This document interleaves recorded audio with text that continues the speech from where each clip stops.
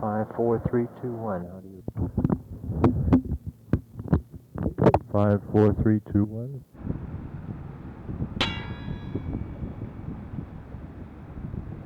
This is White Centipede Noise Podcast. I'm Oscar Brummel, and today my guest is Thomas D'Angelo, a Philadelphia-based artist whose sensuous yet critical approach to experimental music has earned him appreciation from hardcore noiseheads and avant garde aficionados alike. He's a frequent collaborator with Stuart Skinner, with whom he runs the label We Are One. Thomas also writes about music and conducts interviews with other artists. His most recent CD, Voice Prints and Aircuts, Sound Poetry by Other Means, is now available from Adhuman. If you're hearing this, you're not accessing the episode through Patreon, and will only be getting the first part of the episode. In order to access full episodes of White Centipede Noise Podcast, you'll need to subscribe at patreon.com/White Centipede Noise. There you can also get access to WCN TV episodes, the Discord server, and a wide range of bonus noise content.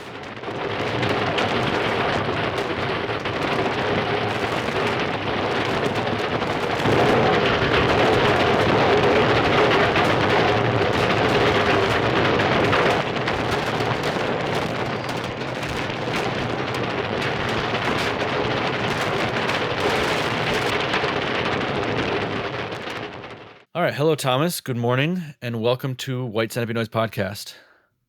Hi. Thanks for having me. Yeah, I'm a fan, as you know, so. Thank you. That's cool. That means a lot. I appreciate it. It's nice to finally meet you. Yeah. You and I've been aware of your musical output for maybe not as long as some others, but for the past several years, I've been aware of it. I've been hearing your name more kind of before I started actually hearing your work, kind of through your association with Stuart Skinner. You are also in Zwangs Beglücktertum with Eric Nystran and Stuart. And you've been a part of a lot of kind of collaborations, it seems, in that sort of little collective. And then, in the recent years, I've been getting into and exploring your solo work more. And you recently put out a CD, not super recently, but last year. About a year ago, yeah. A year ago on Adhuman, which I've been digesting, and your work is, like I said, it's noisy, but you don't necessarily come from the same capital N noise approach as some of my typical guests that I have here. So we have a lot to talk about for that reason, I think, and I'm hoping to learn a lot from you. But can you kind of just briefly give me a background to your history in music? Because you seem to be someone that really is deeply invested and committed to music in a broader sense, and have a pretty wide involvement, or at least knowledge of music. What's your personal history as a musician? Yeah, geez. Well, as a musician, I've always, I don't know, I guess like a lot of people who make noise or just like underground music in general. I've always, liked music growing up as a kid, just, some of it, it was just like something I gravitated to for whatever reason, just like shit that was on the radio, and got like, into like classic rock when I was like in middle school, just like weird shit like that. And, like the kind of normal progression for a lot of people, I'm sure, into noise, of just like, you get into like punk in high school, and, you kind of realize like, oh, I can do that too. And, fucked around with my friends and did some bands, put out some records. And there's actually like, so two things, I guess, like growing up, or in high school, that were really influential. Was like, I'm from this kind of, shitty town, Allentown. There's a Billy Joel song about it, in Pennsylvania. But it had, actually the store just closed at the end of last year, but there's a store called Double Decker, which was like best record store I've ever been to be totally honest. Like, just amazing shit. And especially like pre kind of Discogs era, like so many fucking deals to be had. The owner, Jamie, was just like he's never like gouged, just like stuff that would be so expensive anywhere else was like reasonably priced and blah, blah, blah. I mean, it wasn't the best for like experimental music necessarily, but just like a very, just like a very good record store, like the kind that really doesn't exist anymore. And so learned a ton of cool shit there. And also like, I mean, he was like into like industrial and like throbbing gristle and stuff like that. So I'm pretty sure that's where I first heard like that sort of stuff, or chrome or whatever. And there's also a venue, a sort of noise venue, very like that kind of hedonistic, no fun era. It was just like a warehouse. It's called Jeff the Pigeon. It was a little bit like the heyday of it was a little before my time. It was kind of wrapping up by the time I was, because all the shows started at like midnight. It was just like a drug fueled, orgy. But yeah, I mean, like they got like, I mean, it was like a lot of like crap too. But like, there was like Wolf Eyes played there, and I saw that in high school, and they get like Pedestrian Deposit and like that kind of stuff. And so I was like aware of, this world or whatever, and certainly like intrigued about it. Like I think like around 2007 maybe, when those like Susan Lawley reissues of like White House started to come out. I remember buying Birth Death Experience at Double Decker, and Jamie the owner was like, "Oh yeah, this record's amazing." Like I was like, "Oh yeah, like White House noise. I know what that is." Yeah. I like got it home, was real excited, put it on, and I'm expecting this just like barrage of, harsh noise, and like I hear it's just like there's this little trickling sounds. Like that really, this stuff is like so fucking weird, It's like not like it's abrasive, but like it's not kind of full on like adrenaline rush. I was really kind of like let down by it, but it was one of those things that just like it intrigued me, and I kept coming back to it, and I was like, okay, like this is awesome, and I'll just and so like getting more to that, and also stuff like Dead Sea and like Harry Pussy or whatever. And I wanted to play music like that, and like none of my friends were really, were really into it.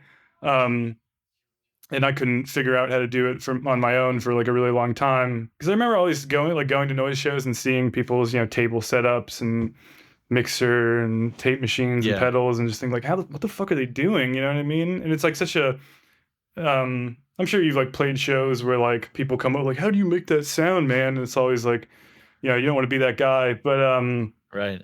I was always just like so baffled by it. I was like, it seemed just so alien to me. And then, I like bought a mixer and just kind of fucked around with it, and sort of found my way, arguably, I guess.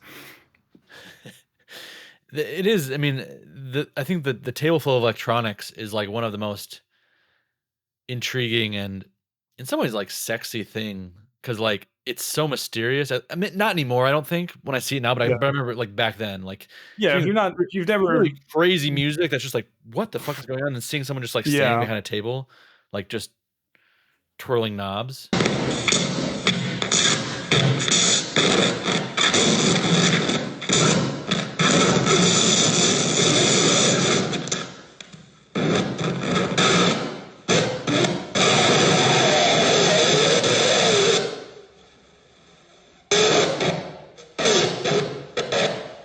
You do a lot of different things, and I haven't heard all of it, but I mean, it seems to be rooted in like a lot of the traditions of avant garde music, sound poetry, things of that nature. So, how did you get there? I mean, I understand like listening to White House and like finding out about noise and being interested in noise and stuff like that in general, but I mean, you have a very specific focus and view and approach and methodology, I would assume. Yeah, I mean, I don't know. I guess like I just always like at the same time, it was kind of like concurrent to everything. Like the same time I was hearing White House or whatever kind of iconic noise I stumbled upon. Well, another thing that was like big in like the early days, and sort of like the late late aughts and early 2010s, were like, you were like download blogs, Mhm. which would be like the equivalent of YouTube or whatever. And so I was like, at the same time, I was like, had access to like a good record store and stuff. I was, was like blogs like Mutant Sounds, was a big one, which was, like I mean, it had a lot of what you would characterize as noise in like a very broad sense, but also just freak music from the past, 50 or so years. So like I was fucking obsessed with that blog. I just downloaded everything and bought it when I could find it. There were other ones like No Longer Forgotten Music, I think, that posted really obscure shit. Mhm. Sickness Abounds was like more a bit noise. I remember downloading the Broken Flag VOD box from there. Right. And yeah, I don't know. I mean, I just like it all sort of made sense to me at the same time. And noise, like, I mean, I would, I definitely identified it to some degree with like, the category of noise, again, like a very broad sense. Like, I'm not, wedded to the terminology. And, it kind of sounds douchey to be like, oh, you can't put a label on me. But, like, I mean, I love noise, like everything from, like the earliest industrial to, British and Italian PE, 80s PE to, 90s American and Japanese noise and on and on.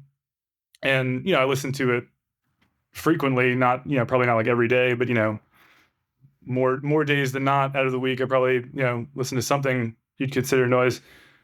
But in terms of like making my own stuff, I've always been kind of drawn to, and I wouldn't put myself in this category of people, but like as like an aspiration or whatever, people like Jeff German, Joe Coley, Crawl Unit, like Small Crow Tardy, Mhm.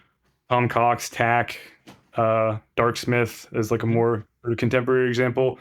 That kind of like toe a weird line and sort of fall between the cracks. Yeah, so I don't know. I mean, I understand. I think it's like hard for. I'm guessing you and me are probably around the same age or like got into this stuff around the same time, and like it's hard, sort of like post hospital, post Rita, post Tronics. I mean, like all that stuff's, I like a lot of that stuff. It's not a knock or anything, but like it did kind of codify things in a weird way. Sure. And again, like I wasn't there, so like it's hard to. I'm not like speaking with authority, but it does seem like noise maybe meant something a little bit different in the '90s. Like I think a lot about. Um, there's an episode of Noise Extra on we're talking about Prick Decay's Mud Sound for Car Stereo, and you know Mike and Gray and Tara. And I think that the guest was Anthony Saunders, I think.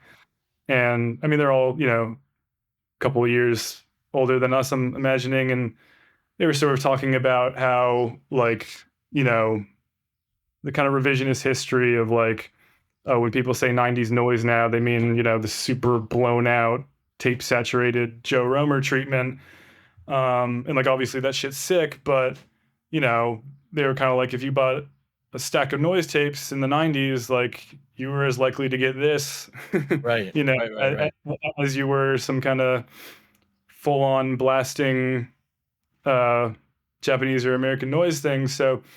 Um, so yeah, I don't know. I mean, it's easy to look at like, look back on a past you weren't even a part of with, rose tinted glasses. But I think like noise in like the broadest sense of the term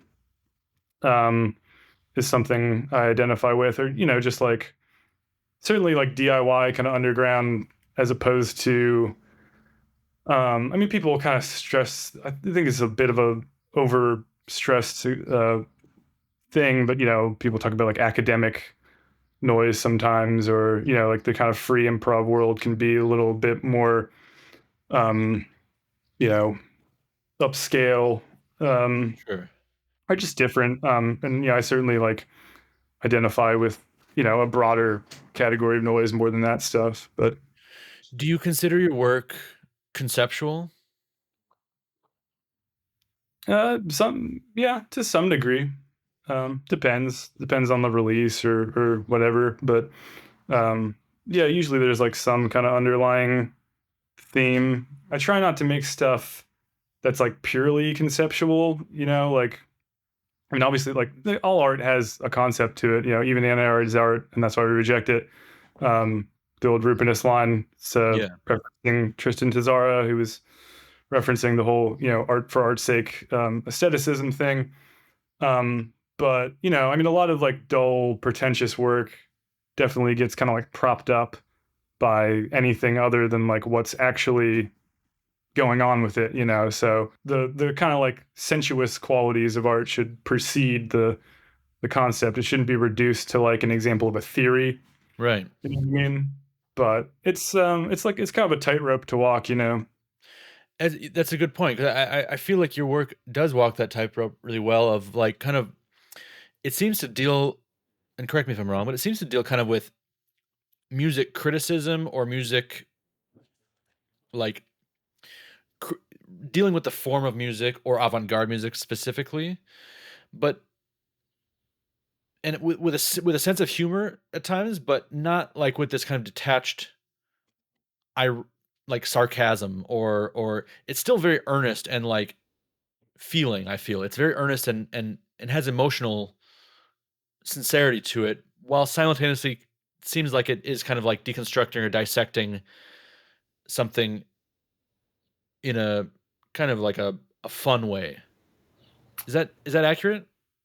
I hope so. I mean, yeah, I'm glad. I guess that's a good summary of like the goal for a lot of it. Yeah, I mean, obviously like humor is, you don't want something to just be totally deadpan and dry.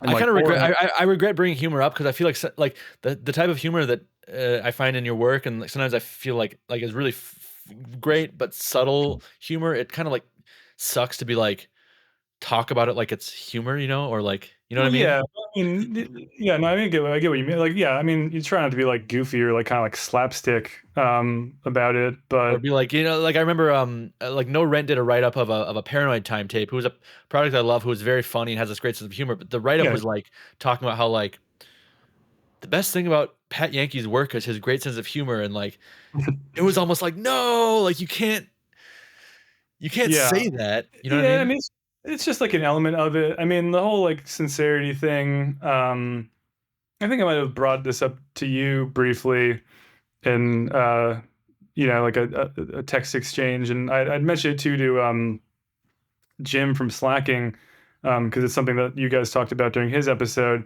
And he was kind of saying that there is often this kind of like detached or like ironic sort of thing that, is funny, and like there's definitely a place for that, and there's a way to do it, well.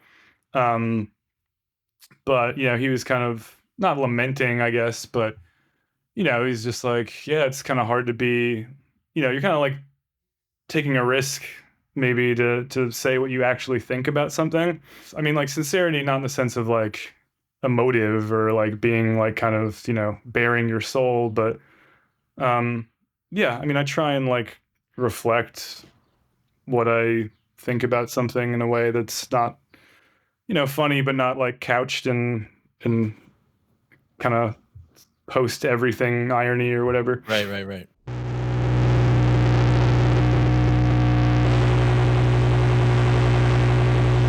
The second edition of the Initial Shock Fest will take place on July 6, 2024 in Montreal, featuring Richard Ramirez, The Nausea, Heat Signature, Slime Street, Flat Grey, Skin, Parasite Nurse, Echthros, Deep Grey, Death Glaze, Murmur, Foul, Praxillus Succubus, Come and See, and Splinter Assembly. Advance tickets are available now at initialshock.screamandride.com. An Aftershock matinee will take place the following afternoon, featuring Thin Mountain, Molena, Aaron Altomare, Green Mist, and John Vaughn. Follow Initial Shock MTL on Instagram for regular fest updates, including artist bios and more. Initial Shock is presented by Scream and Writhe and Disaster Sources, sponsored by Factor, Pizza Bouquet, and Untitled Zine.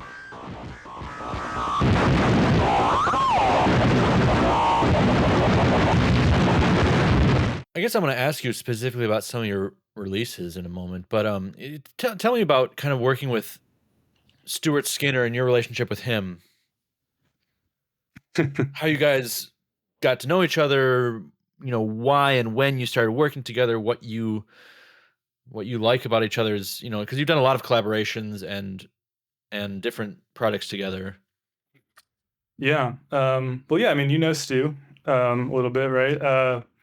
Yeah, he's just built different, man. He's a great fucking guy. I love him. He can be trying at times, but yeah, I don't know why we work together so well. I think he just has such a strange fucking mind.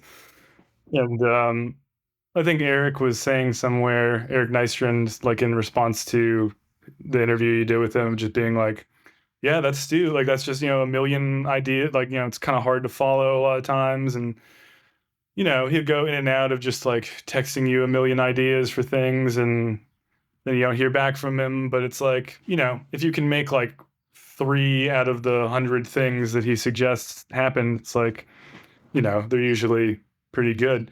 So yeah, I mean, he's just a weird guy, and we have like a similar sense of humor and stuff like that. We met. He was living in Philly very briefly. Oh fuck, almost 10 years ago, probably. Not quite, I guess. Sort of right around the time that I was getting started, like actually releasing stuff. Because like I said, it took me a while to like build up this sort of confidence or knowledge, and I think he had just put out a tape. I was doing like a small, like a kind of ill-fated label distro thing called Crisis of Taste, and he had just put out a release under his own name called Millstone, which I think is on YouTube now. I don't know if he uploaded it or somebody else did, but it's just fucking brilliant. I mean, it's just just the grossest thing you ever heard. Like, just in the room, one mic, fucking weird tape manipulations, and it's just great. And a friend of mine, who I also used to work with a lot, who kind of retreated a little bit. He still listens to noise and stuff and experimental music, but he sort of stopped making it for a variety of reasons. But Alan Mozek, who ran like the Vitrine label and is in a project called No Intention and Good Area. We were real tight, and he was living in Philly too. And he's like, "Oh, you got to be my," he's just like, "You got to be my friend Stu. Like, you guys would really, kick it off." And as a pretext, like, "Oh, like you have a distro, buy some copies of his tape." And so I did that. Met him. We hung out a couple times, but then he moved back to Texas like while he was living here, we weren't super close. I mean, we hung out a couple times and chatted, but I really got to know him better after he moved to Texas. And yeah, I don't know, just kept in touch and kept working together. Have played a couple shows together, and yeah. It seems like there's a little bit of like a collective. Maybe it's him who's kind of been the spearhead of that, but I remember like when I first heard from Sam Franklin, he was like, "Yeah, I've been involved." Like send me some early like first Star stuff. But he's like, "I haven't really released any noise yet, but I've been involved in some projects that Stuart has put together." Yeah. K9 Cognition Lab, I think. Yeah. I mean, and I think you've been a part of some of that stuff, right? Too. And it seems like kind of a rotating cast of characters that have all kind of been working together on a number of different things. Would you credit Stuart as being kind of the one who put that together, or were you also involved? Usually for most of the, I guess, like the Gift of Music stuff, especially the early ones, it was mainly, it's never clear to me who does what. I mean, there's a lot. Usually I'll send them, just source material, and sometimes we'll work on like a concept or together, like just like shooting jokes to each other and something materializes out of it. But he's definitely like in the driver's seat for most of the stuff that was on Gift of Music and lots of other things. I think, he just gets people to send him stuff. But I think like also Eric has maybe put a lot of the finishing touches on that. I mean, it depends on the project or the tape or whatever. Gift I of think Music was the label, and also you had a label called We Are One, correct? Is that also with Stuart? Yeah, that was me and Stu. And it's still, I would like to reignite that again. We're working on some stuff that might come under that, might be released for that, but we haven't done anything with it for a while. I think we did one collaborative tape. Um, he had this idea for like years of, he's like, you gotta just go out and record yourself digging a hole. Like, okay. And like that, that'll be a side of a tape. And I was like, yeah, this is the sort of shit we talk about is like, yeah, it's so fucking stupid. You know what I mean? Like, it's brilliant. So Well, I did that. And then I had some other stuff that was kind of similar, kind of outdoors, like organic sounding recordings, and bounced them to tape and fucked around with them a little bit. But they're they're very like dry, kind of just are what they are. And so yeah, we released that, and then that McCaffrey kind of archival thing just like sort of fell into his lap. I think that was one, he might have mentioned this in his interview with you, but it was supposed to be, so Steve McCaffrey is like a Canadian sound poet who's been around forever.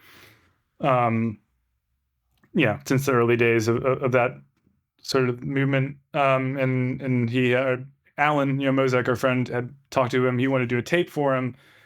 I think McCaffrey was like,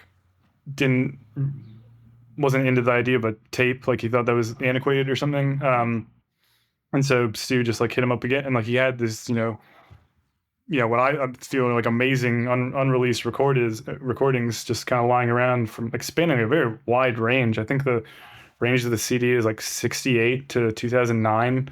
And like, but there's like a continuity to them. They all, make sense together. And so Stu had contacted him for that, and he was into doing that, and we kind of did that together. I like interviewed him for the booklet, and and then Stu did that like kind of recorded in 2019 tape, I think is the only other thing that's come out, and that was pretty much all Stu. I think Sam did the layout for that. But yeah, I would like to get that label going again. I don't know, it's just with the kid and stuff, it's hard to make time for everything, but it obviously varies across, a lot of your releases, but you kind of just mentioned this digging the hole execution. Can you talk about some of your, like the process behind some of your recordings? Because you're obviously not just, plugging in stuff and trying to make something that sounds cool. Like something I was listening to earlier, I think it was a track Match, which was maybe on the collaboration with, that's a collaboration with Stu. Yeah, I think that's what the file. Yeah, I think it. That's from a tape on Stager or I don't know how to pronounce the label name, but it's Matt Sullivan label. I think it's called. What do we call that? Actually, something stupid. Fire and Ice, I think. Like that, for example. I mean, it's a lot of like empty space. It sounds like you're maybe just flicking matches or lighting matches. Active Attrition is another one where I thought maybe it was a shovel digging for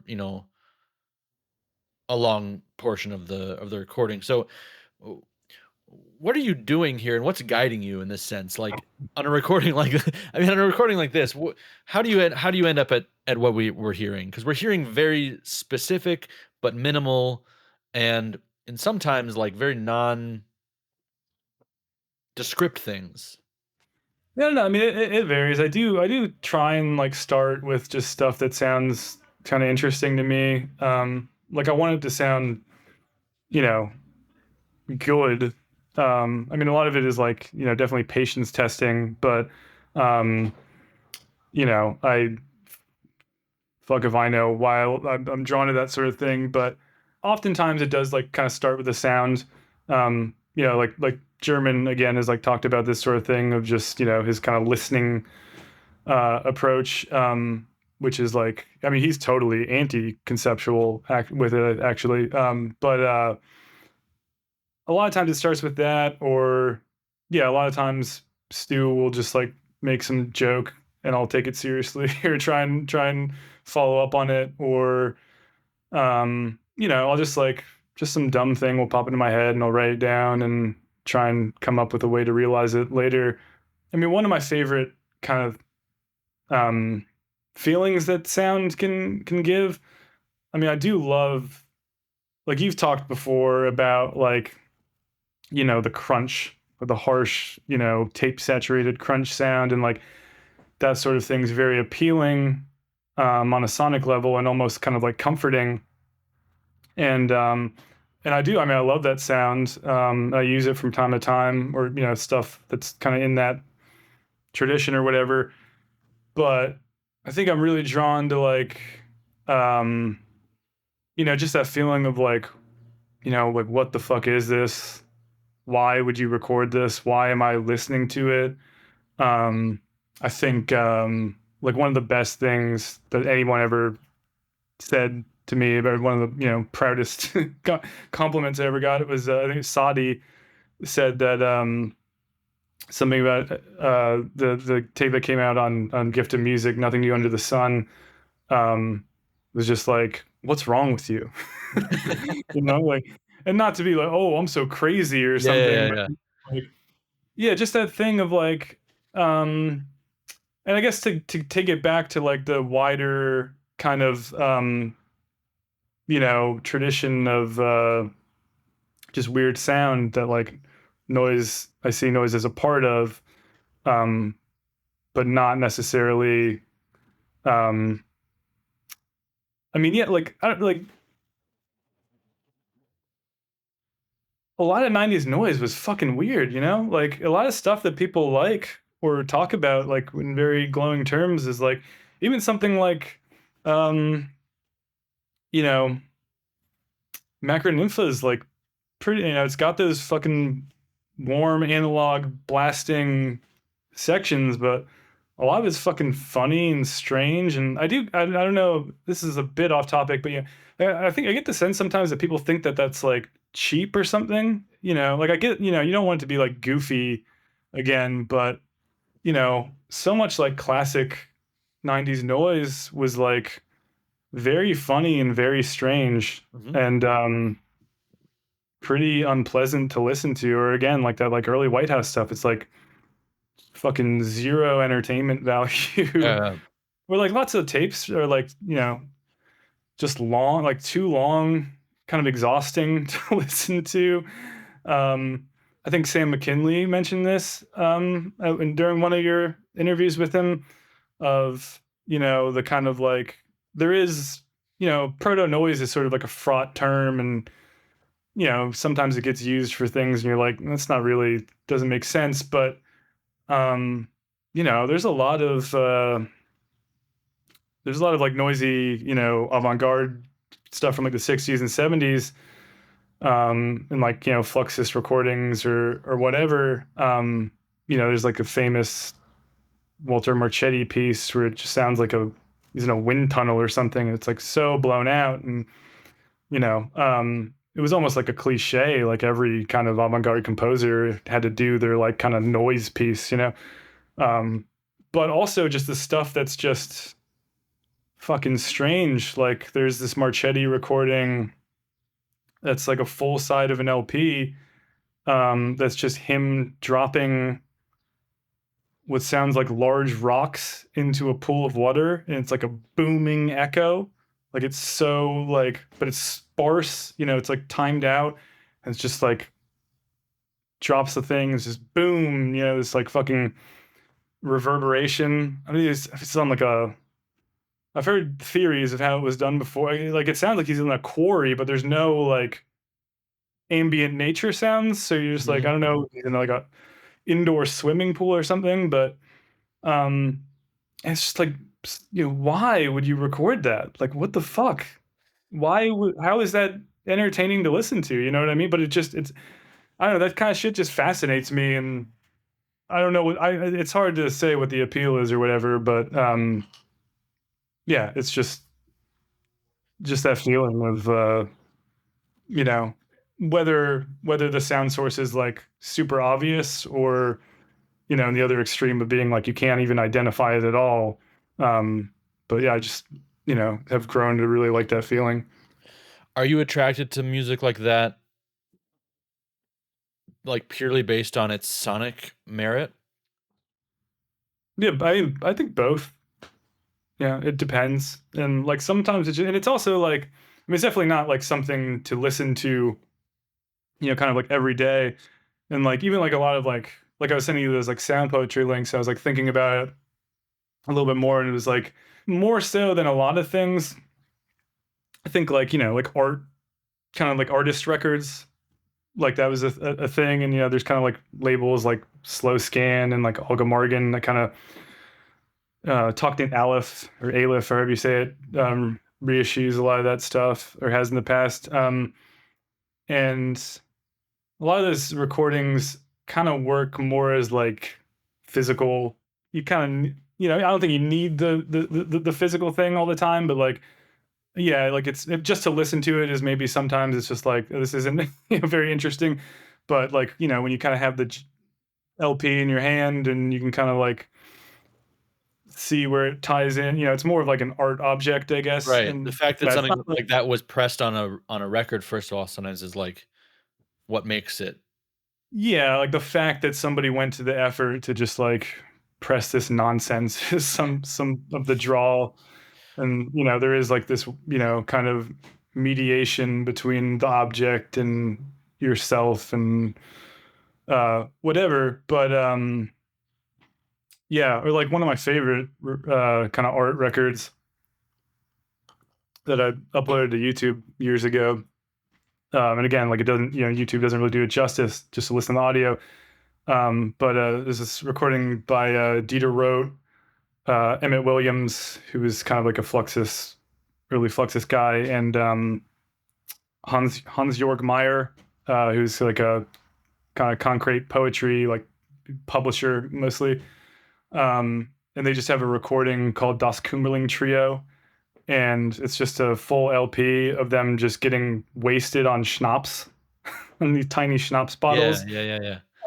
But there's like a through line. There's they're and they're just into them talking, but they're you kind of listen. You know, you listen at first and it's like, what's so fucking stupid? You know, why am I listening to just drunk people talk?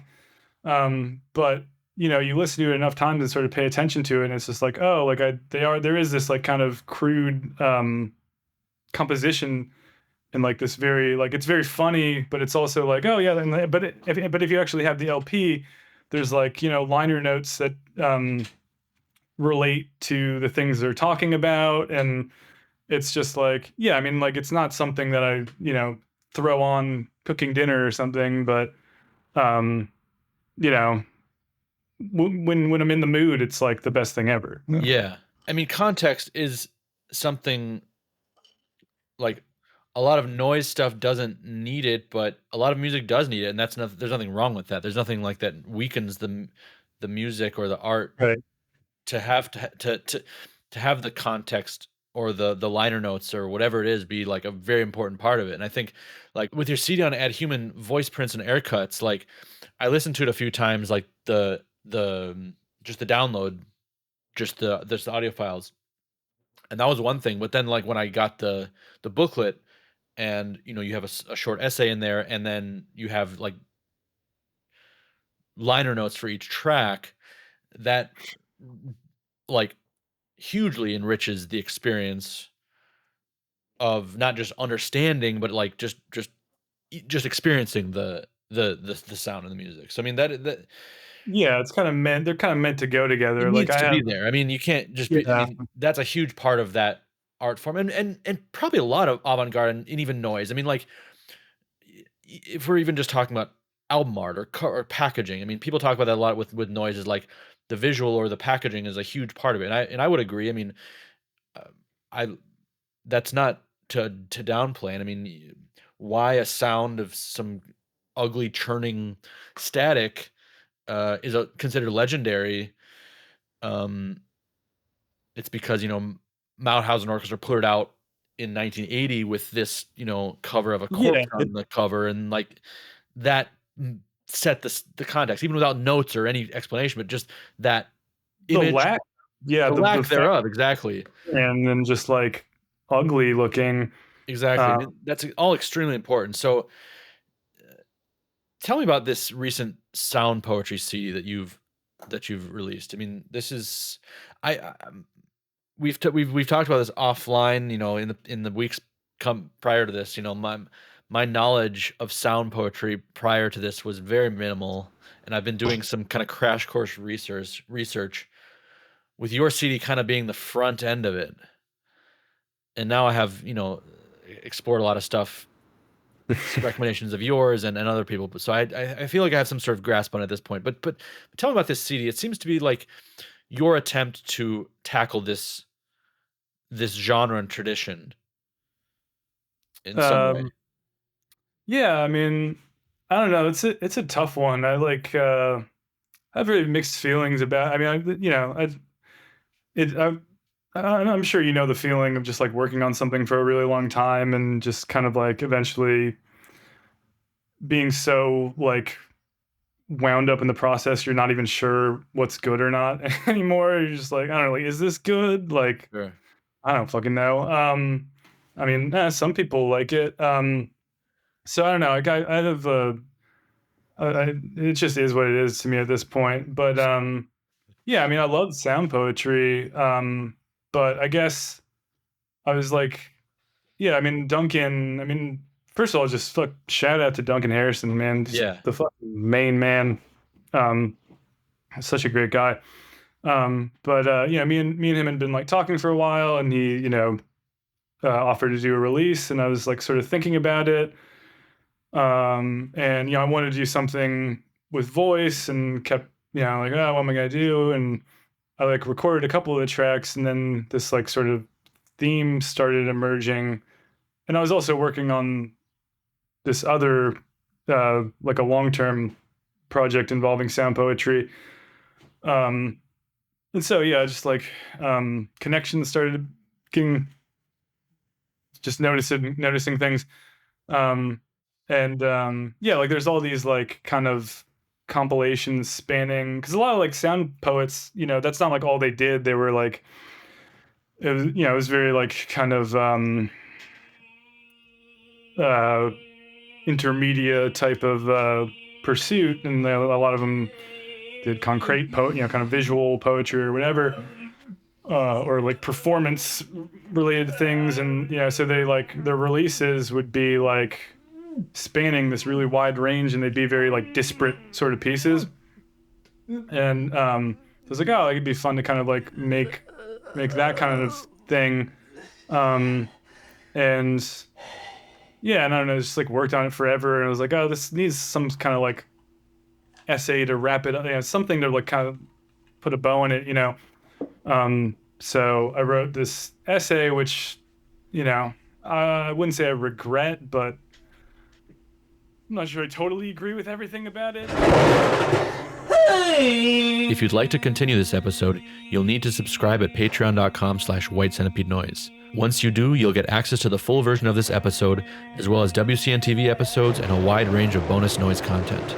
In the full version, we go on to talk about theories of the Avant Garde and how they relate to noise and experimental music today, sound poetry, his recent tapes Nothing New Under the Sun and Mouth Music, his top fives, and much more.